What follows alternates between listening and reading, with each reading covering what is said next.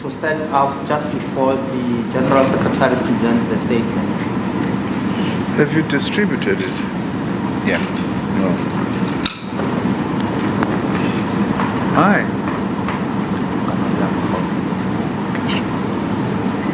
No toilets.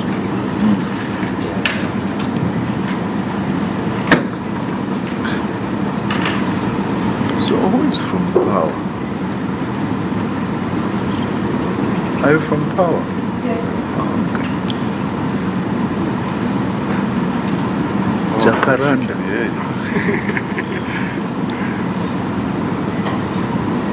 Oh, from this. I see.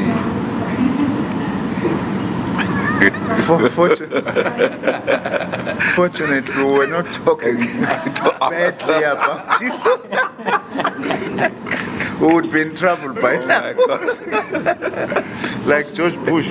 Yeah. Just tell us when you are ready, please.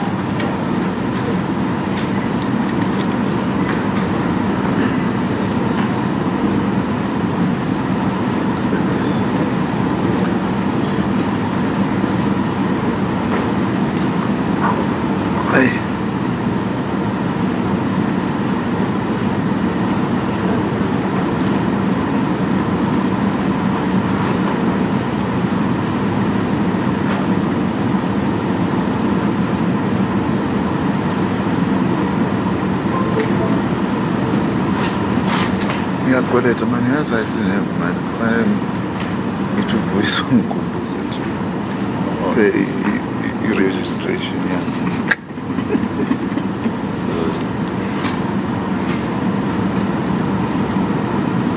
Okay. Thank you very much. Welcome, GS. The platform is yours.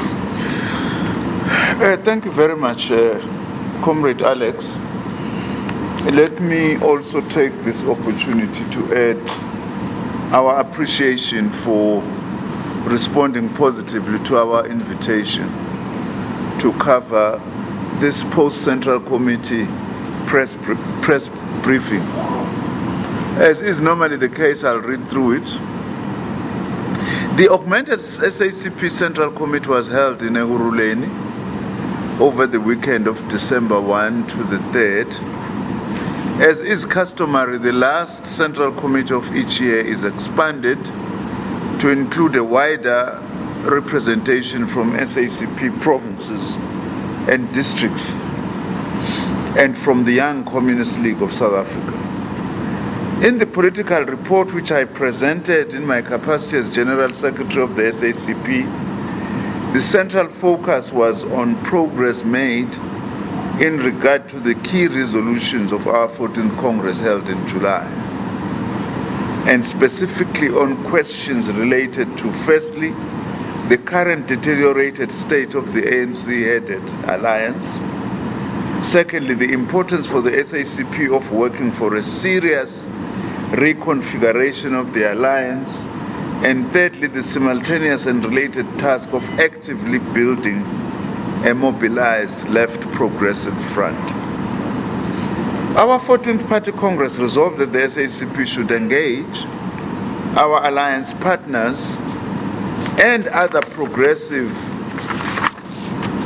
forces on these perspectives and on the future possible modalities of SACP and more generally left electoral participation.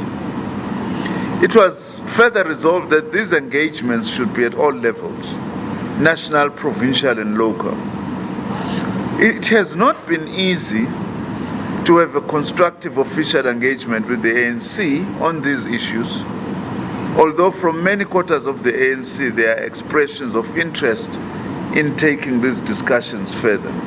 Clearly and understandably, the ANC is currently caught in the run-up to its own highly contested National Elective Conference.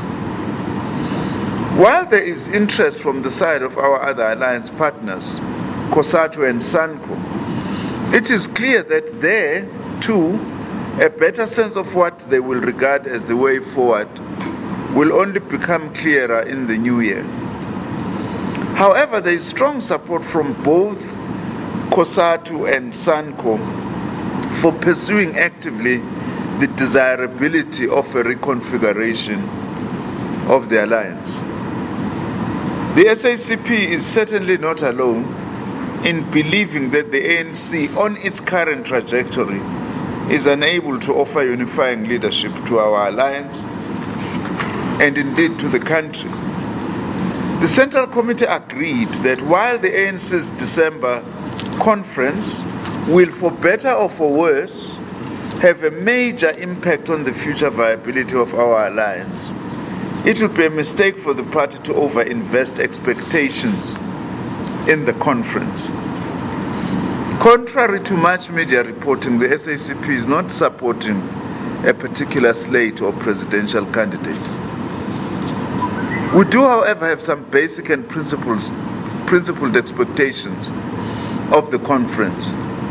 In wishing delegates to the ANC conference well, we urge them to elect a leadership collective that will move the ANC out of its current leadership paralysis.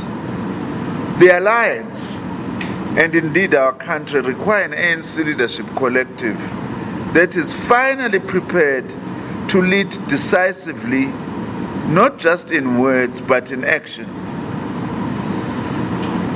on all and more of these on these issues that we are raising here. Firstly, the leadership must be prepared to take forward the struggle against corporate capture of the state, other forms of corruption and general leadership arrogance, the establishment of an independent judicial commission into state capture, support for the criminal prosecution without fear or favor of all those exposed in the Gupta email and parliamentary hearings, and the removal of seriously incompetent ministers. Needless to say, this will also require dealing with the National Prosecuting Authority, the Hawks, the South African Revenue Service, and SASSA, amongst others, as well as intensifying the first early steps in rebuilding honest and effective governance of key state-owned enterprises. The SACP notes and commends the increasingly effective role that the majority in the ANC Parliamentary Caucus has been playing in leading parliamentary investigations into corporate capture of key parts of the state. We urge that the Energy Portfolio Committee investigate alarming evidence of probable gross financial criminality in Petro SA and the Strategic Fuel Fund. On the Metsimahulu by-election, the Central Committee congratulated the SACP Free State comrades on their performance in the Metsimahulu by-election and thanked communities for their support to the party. While the SACP had hoped to achieve a marginally better result, winning 3 council seats after only campaigning for 2 weeks was a remarkable achievement. We also achieved this result in the face of considerable destabilization efforts and threats emanating from Ace Magashule and his corporately captured Free State ANC faction. This is the first time in the post-apartheid period that the SACP has contested an election independently. It has sent a strong signal that we are indeed prepared to do so, and we refuse to be taken for granted. In the course of campaigning, the SACP encountered considerable anti-ANC hostility from working class communities. Notwithstanding this, the SACP did not run an anti-ANC electoral campaign, although this might have well won us considerably more votes. We ran a campaign focusing on the socio-economic condition and aspirations of working class communities, and on the principled basis that the ANC does not belong to the corrupt and corporately captured. Already there are signs that this local action, occurring weeks before the ANC's December conference, has the capacity to contribute to a more sober engagement about the imperative of a radical reconfiguration of the functioning of the alliance if we are to arrest the continued precipitous decline of the ANC. The SACP warns the Free State corporately captured faction that any punitive action directed against SACP members in the province will be vigorously countered and will only backfire against them and their faction within the ANC itself. We also note that this faction has threatened another rerun of the by-election. The SACP is not scared of such an eventuality. It would in fact give us much greater scope for campaigning this time around. However, plunging the Metsimahulu municipality into prolonged paralysis for narrow party political electoral purposes would be a gravely irresponsible position to take. Central Committee also discussed the matter of NASPERS and multi-choice and their buying into government policy. The SACP has for some years been calling for a full-scale inquiry into the corruption surrounding government's decision to change its set-top box policy to remove encryption to solely benefit multi-choice. Current government policy is in contradiction with ANC policy in favor of encryption to reduce monopoly power and encourage competition in the pay TV sector. We note Naspers scores Becker's high-handed and arrogant dismissal today of the set-top box matter as a marginal issue. Of course it would. The failure to move to encryption entrenches the absolute domination of our media sector by the Naspers multi-choice monopoly born and bred in the apartheid era.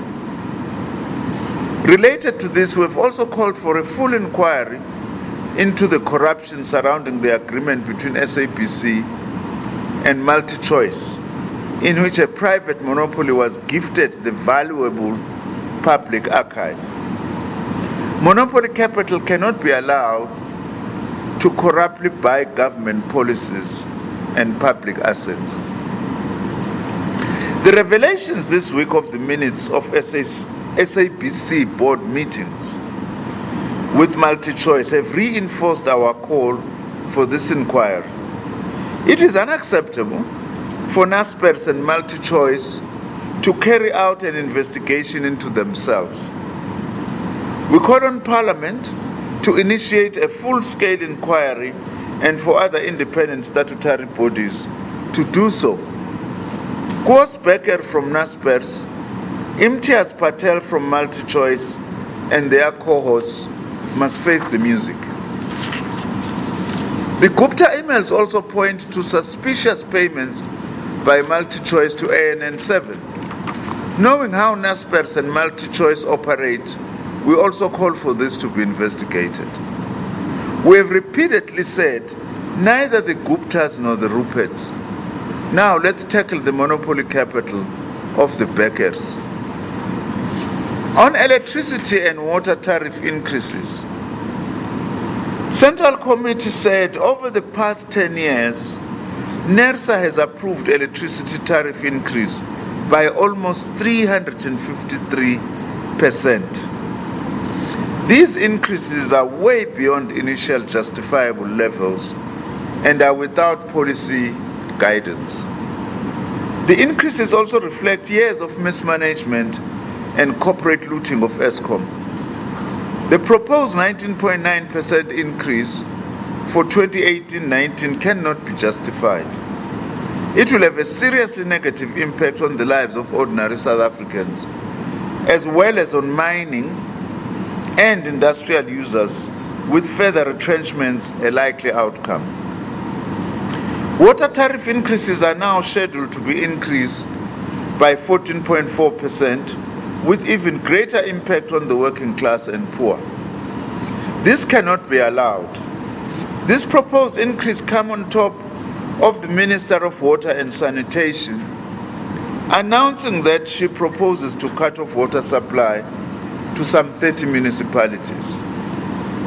This high-handed pronouncement fails to address the underlying problems of municipal sustainability, as well as massive irregular spending in her own department. Over the coming year, and following our 14th Congress resolution, the SACP will be intensifying our Know and Act in Your Neighborhood campaign around the struggle to deal with gender-based violence and all other symptoms of social alienation and disintegration in our communities. The SACP will intensify our work with many local and sector-focused formations in building community police forums, neighborhood watches, safe houses for those abused, support for victims in the courts, and other community initiatives to deal with the scourge of patriarchal and other forms of violence. The militarization of the South African Police Service is aggravating the crisis. Weak institutional capacity to provide effective support in our government, community safety, and criminal justice also needs to be addressed. On Morocco, we hope Sophie will pay more attention to this one.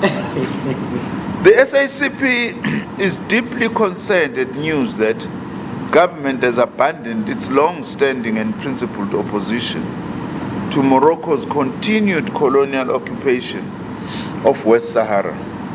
We will be engaging with our alliance partners on this matter. Lastly, the Central Committee noted the important commemorative events organized by the SACP throughout South Africa on the occasion of the centenary of the 1917 Bolshevik Revolution. For the first time in human history, workers overthrew the oppressive rule of the bourgeoisie and embarked on the difficult route towards socialism in the face of unceasing destabilization by the imperialist powers. In the course of these commemorations, the SACP noted the absolutely central and selfless role played by the Soviet Union in the struggle against colonialism and white minority rule in Southern Africa, whose flag is on my chest and stomach on the flag of the Soviet Union. Whatever its own failures and ultimate stagnation, the Bolshevik Revolution remains a clarion call to the workers and oppressed of the world, still suffering under a grim heel of imperialist oppression, in a world facing the prospect of capitalist-driven ecological and civilization collapse. A world based on social solidarity and environmental care is both possible and imperative. Thank you very much.